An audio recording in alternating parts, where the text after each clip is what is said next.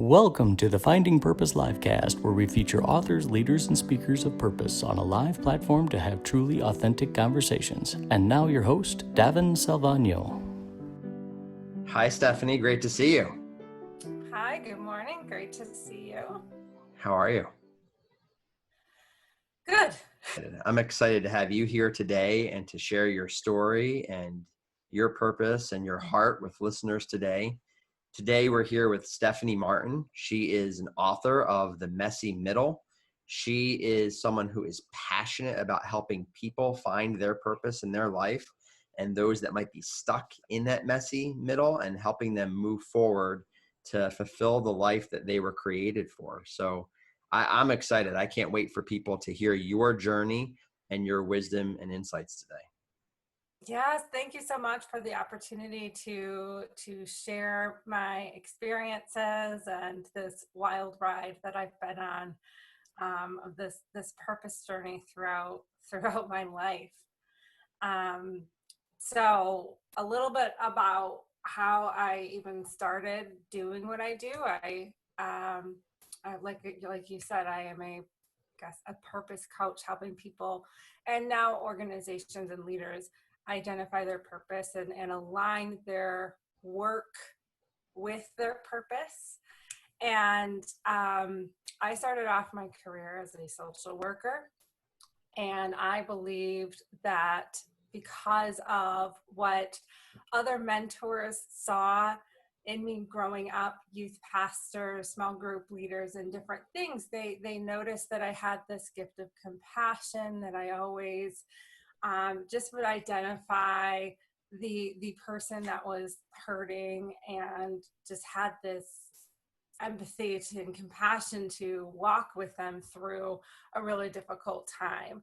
And so they would say, you'd make a great counselor or a great social worker because of that gift. So I studied that in college and really thought, like, this is it. Like, I'm gonna love this career because it just so aligns with my, gifts and passion and all of that. And I got my first job out of college and discovered that this was not, it wasn't happily ever after. And I think society will tell us that, we're kind of programmed to believe to go to college, get your degree, get your job, and live happily ever after. And that wasn't the case for me. And I was really did not know what to do. Like, I was so sure that this career was going to be what I would love to do. And it was more paperwork than people work. And there were a lot of just different layers of bureaucracy involved behind, like that. I just, I wanted to make impact. I wanted to impact somebody's life, and like saw that there were many elements that prevented me from doing that. So I really was like on this, what they now term a quarter life crisis, because this is a common thing for people in their 20s when they graduate college and they experience this kind of shock that their job that they were so sure they were going to love is not it. And then they don't know, then it's like an identity and a purpose crisis and a calling, and like they don't know what to do. And like that was where I started, like, and I didn't know what to do because I followed the path that a lot of people advised and directed me on. And I don't necessarily think it was completely misguided, but I knew it was time for me to like really do the work to figure things out for myself and really press in and identify things that I love and get creative about how I can apply that to my work and make a really meaningful career. So long story short, very divinely, by just how God guides, I ended up at a seminar with Dan Miller, who is the best-selling author of the book 48 Days to the Work You Love. And I was very familiar with that book in my house. And because I had this career dissatisfaction, I started following him and saw that he had this seminar called Coaching with Excellence. And the way that it was described, I was like, that's me. Like that, like who he was, like the call out to draw in the people. I'm like, yeah, that's totally me. I want to learn this. So that was the first investment I ever made that was not taking out student loans and wasn't like in a traditional educational setting. It was like this big, very scary investment for me in my mid 20s. And I went there really out of faith, and saw everything that I just really believed in, like that I felt was put inside me, come before me, in front of me, like this is it. Because I always daydreamed about speaking and writing, and like there were things I knew, like I was going to travel and just like share this message, right? And it was this kind of out there thing that I started paying attention to in college. And then the Coaching with Excellence seminar taught me that this is how you do it. Like, this is the industry. If you want to write a book, if you want to speak, if you want to like create programs and impact lives very directly, this is the path to do it. It just at that time required, at least with my limited knowledge, that it required you had to create that. So I had to basically create this business and this career path for me. So that is how I got into what I do now. And it has been quite a journey, because I've been doing this for 7 years. And there's been lots of pivots and different things like that, all involved with it. Because a lot of people think that once they do the work to get clear on what it is, that suddenly it's going to be smooth sailing. Because it was a hard, tumultuous journey to even discover and kind of like figure that out. And then once they feel like they get the clarity, the false assumption, the wrong assumption is, great, I've arrived. Everything's going to be great and pain-free and effortless and easy, and it's just going to come to me. And that is where the messy middle was written. So I did not know I was going to write a book on perseverance and overcoming adversity and having to stick to the mission and the vision and how difficult that was. So it was all this shock to me. But I'm grateful for it because a lot of people laugh. They're like, oh my gosh, I like, it's like you're reading my journal, or like you're reading my mail when you talk about this journey. And I've been guilty of the same things, because I think when people are on the mission to not only discover their purpose, but also walk in it, they find that it's quite difficult to, make it through the other side. And a lot of people give up. Yes. And that's why I love hearing you talk. And I've heard this from several people who've heard you talk at different events. It's just how real and authentic not only your journey is, but how your struggle was and how you talk about that. There's so many people that we tend to put them on pedestals and then think that they have it all figured out. And we want to be like that. And very rarely do we take the time to just say, listen, this is what I was thinking. This is what I was feeling. This is what was happening. And you really get there. You really, your book pulls that out and talks about that struggle and that adversity and how you overcome that. So share what that messiness looks like. Share a little bit. Like I said, you didn't know that you were going to write a book on adversity. And you share so genuinely from the heart of what that looks like. So share more about that adversity and how you overcome that and how you press forward and walk into that purpose. Yeah. So as I was saying, I just was so convinced, okay, this is what I was made for. This is what I was created to do. And I had started building this business while working full-time in a job that was very not fulfilling. And that was a really hard thing to build while continue, and to have that, and that was a lot, like to try to build a business around a full-time job that just isn't giving you a lot of energy in life is really difficult. That was a hard challenge. And then I took the leap and went full force, resigned from my job, and because I started getting some traction with clients, and I assumed that that would continue to go. And that was a very wrong and false assumption there. So I had quit my job. I had just bought a house, and it financially was extremely hard. Like I had to learn like how to budget financially when your income is like feast or famine in the beginning, and it ebbs and it flows, and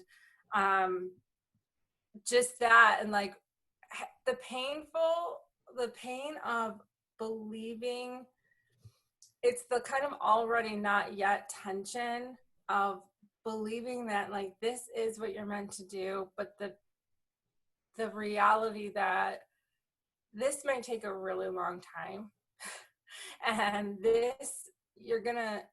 things aren't gonna work out the way that you expected it to. There was a lot that I had to learn. I would have loved for it to be a less painful learning experience. But I learned from pain. I actually learned from pain. I learned from failure, and I learned from mistakes more than I learned from what works and what is easy and comfortable. So I remember praying and just like journaling and having a conversation with God. And I'm like, what is going on? I know I was called to do this. I know this was given to me. Why is it so hard? And, I just felt like it was really his grace of like, this is the fastest way to get you to where I want you to get. Like, it's kind of like this pressure cooker to build the character. What I've learned is adversity builds character. Yes. And I am grateful for I hated it when I was in it, but I'm grateful for it because it really matured me and shaped me and molded me. And by no means have I arrived, but I have gone through some experiences just with like, that most people my age haven't really gone through to really, and I've learned, I'm grateful. Like, I'm grateful for the work that other people have built and businesses, and that they've created jobs. Like, I know now what's involved with that and how much work goes into that and how much risk and pain and difficulty. And so I would not, just the attitude of feeling entitled and like you see a lot of different employee mentalities sometimes with like, feeling owed something by their employer and different things. And I think there is a partnership and there is respect and stuff that needs to happen both ways. But I've also learned just understanding what ownership is and building a business is, that, some of those attitudes and those thoughts are not, they're not productive, and you're not seeing the whole picture. So I'm really grateful for that.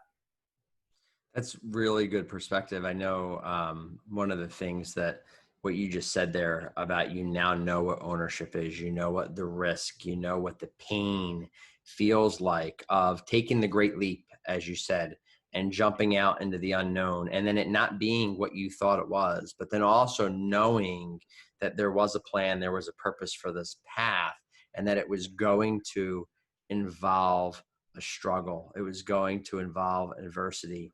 And think about this. You're a speaker and you are a writer. And so if you had no adversity, if you had no struggle, no pain, if it was just like, you know what, I took the leap, it was amazing. I got all of these clients right away. All of our financial needs were met. It's fantastic. We've been vacationing every other week. Like, what would you talk about? Where is the inspiration in any of that? And so it's the messiness that you talk about in the messy middle. That is what relates to people and what makes it great. It's the struggle that makes it great. Or as one famous actor said, it's the hard that makes it great. And I think perspective is so important, especially for those of us who are parents. We always, when we were kids, we would say, why did you make that decision? And my mother or dad would always say, you'll understand when you're older. And then you become a parent, and now you recognize the pain, the struggle, the sacrifice, and all of those things. And you look at your parents differently when you become a parent. And I think the same is true about business ownership. Is as an employee, you sometimes don't understand the decisions that businesses make. You don't understand the pain, the struggle, the risk they take. And then you take a leap and you start your own business and you experience the pain, the struggle, the risk, and you all of a sudden see businesses through a different lens. But it's the hard that makes it great. And it's the struggle and the adversity that builds character and gives purpose to our actual work. Absolutely. So in your work, when would you say this idea of purpose was the first time that you recognized purpose in your work, that you recognized that your work had purpose?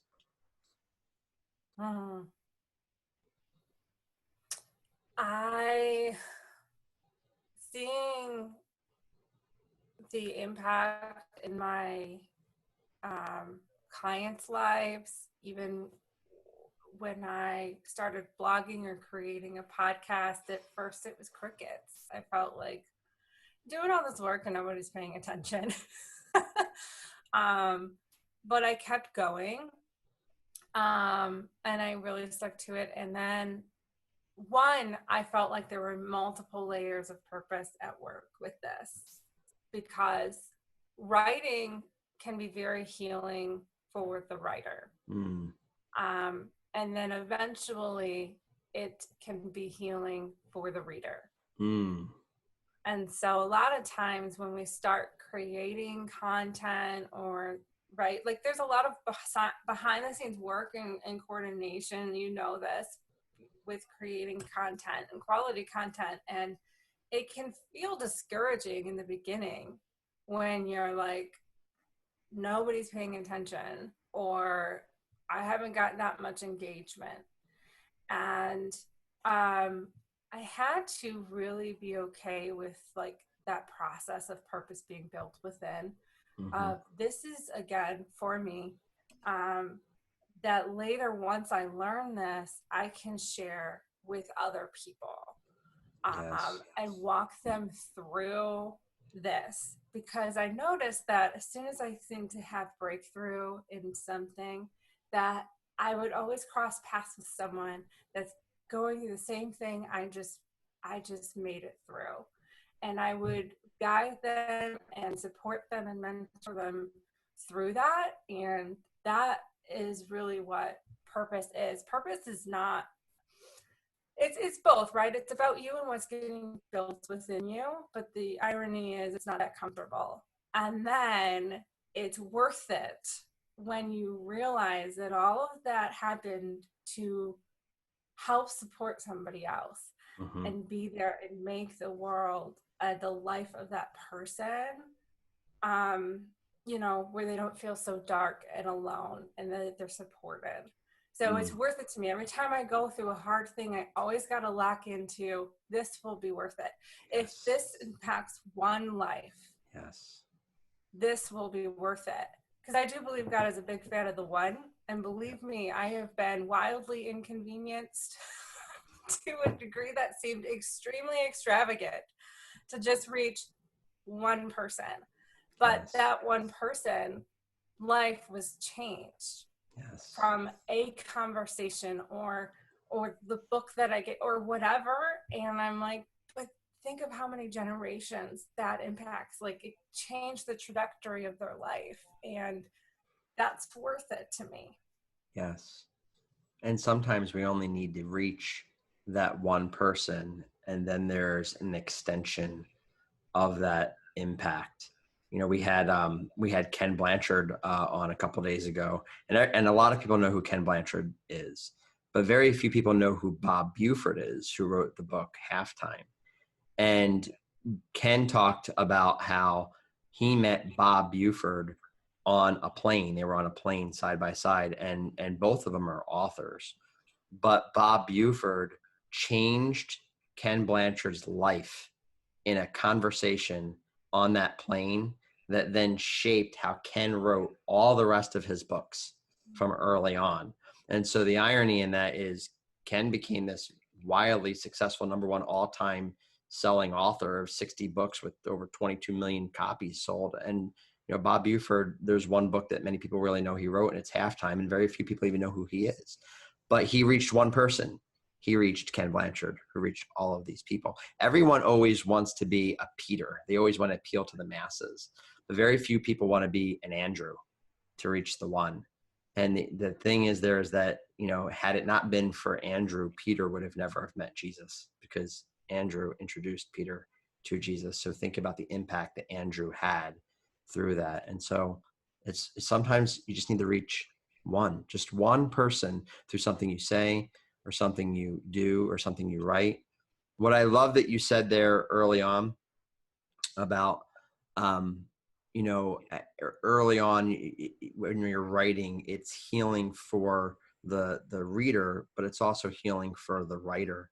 I can't tell you how many songs that I've heard the backstory to where you're kind of like, oh, this is a great song, and it resonates with me. And then you hear the story behind the song of what the songwriter was going through that led to their expression. And it was healing for them, the songwriter. That's so powerful. Mm-hmm. Absolutely. I mean, yeah, I've seen that time and time again. I think most, and people have picked up on that, most works of art or expression or, you know, of messages have pain and adversity and struggle behind what inspired that. And I've done it without. The writing has been healing for me, processing the videos, and I think people will admit to this, like most of what is being shared often is what's top of mind, because they're also working through it and just got, like, you know, an epiphany, or like they're learning it and they're excited to share it with other people. That's exactly right. Yeah, and it's fresh, right? It's fresh. They have fresh eyes. They have a clean perspective that they can share with others. And sometimes that might mean being wildly inconvenienced to an extravagant extent. I love how you said that. To reach one person. So good. So good. So as we wrap up and kind of bring this home, I know that there are those right now that might be feeling wildly inconvenienced to an extravagant extent in their life, and they're asking, what is the purpose of all of this? Whatever it might be. We're going through a crazy time of challenge, of adversity, of division. I can go on and on and on, but I know there's a lot of people that are saying, what's the purpose in all of this? I mean, we are being wildly inconvenienced to an extravagant extent. I'm going to frame that. It's such a great phrase. What would you say to those that are feeling that way right now and are trying to make sense out of the mess that this seems to be? There's a number of things. You know, feel what you need to feel. I think you do need to give space to your emotions in a productive way. So feel the emotions, get it out. I do think that there's not enough teaching on how to lament or grieve. I love turning to the Book of Psalms and Job on when senseless things happen, and how to process that. So there's no point in burying emotions and pretending what some people call a spiritual bypass of like, oh, all is great, praise the Lord. Like, of course, there's the praising and all of that, but there's also the reality that some of us are going through some very, very difficult, painful times right now. And it is healthy to feel that and to give that space. Ways I do it, I mean, it sounds like you, Davin, songwrite. I tend to journal or will process it through with a really trusted friend, a safe friend. And so feel what you need to feel. And then I think for me, at least, when I feel that, I also, after that's kind of released or out, I can also kind of see where some of maybe how I'm thinking maybe not that productive, and will I could challenge, like, is this really the case?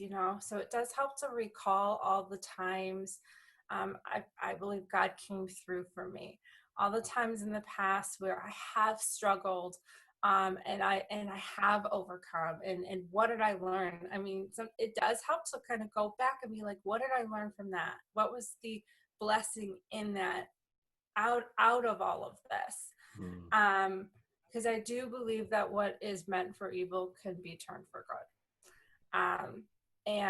But in the middle of it, I realize that's really hard, and that is a huge act of faith to, in the midst of serious pain and discomfort, to trust it's all going to work out. Like, one day, even though you don't have the answers, even though this doesn't make any sense, to what some people call hanging your hat on the mysteries, to letting go of your demand or right to know and have answers. The human mind wants answers. And sometimes we can come up, this is kind of where it can be dangerous if we're not really rooted in our faith in who God is and what we've overcome, is we can come up with answers that are not true and that can really hold us hostage in trauma and really hold us back. So it's just about being careful.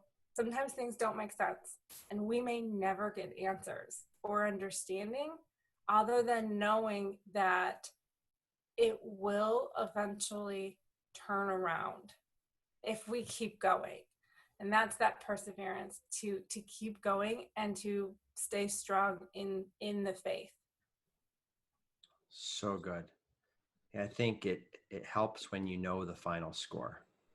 When you know the final score, the fumbles and all the things that fall apart in the game don't matter. And that's really where, when you lead with purpose and hope and belief, and you understand what all of this is for, and you understand the final score, like you said, it will eventually turn around, but you got to keep pushing forward. You got to keep moving forward. And your words today have been so healing. I mean, you've blessed me in this conversation. I'm just thinking about even my own internal struggle of writing in such a way. As you mentioned, songwriting is healing for me, but writing in such a way that brings healing and not division.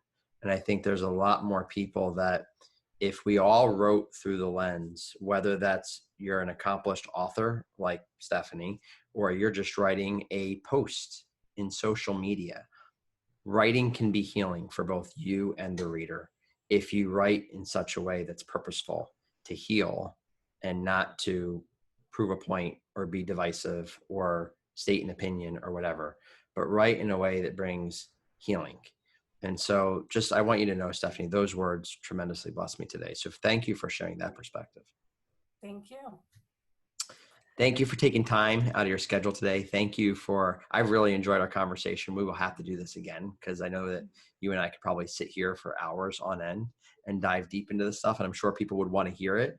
But in the meantime, you can find Stephanie Martin's work at purposepoint.com. Her book is available. The Messy Middle is there.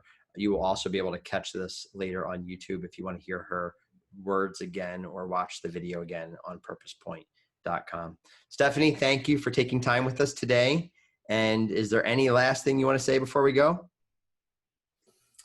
No, other than just to thank you for always, being the spotlight, shining the spotlight on other people and their work and walking, your purposeful journey and in humility and not making it all about you. And I think it's always refreshing to see when people truly get that. So thank you for your leadership with Purpose Point and getting this message out. Thank you for your kind words. It's all about being the spotlight for others, and you do that so well. You do a great job of shining the light and being the light. And so thank you. Appreciate you so very much. Well, thank you all again today for listening. Stephanie, thank you for being with us. Until next time on the Finding Purpose LiveCast, live purposefully.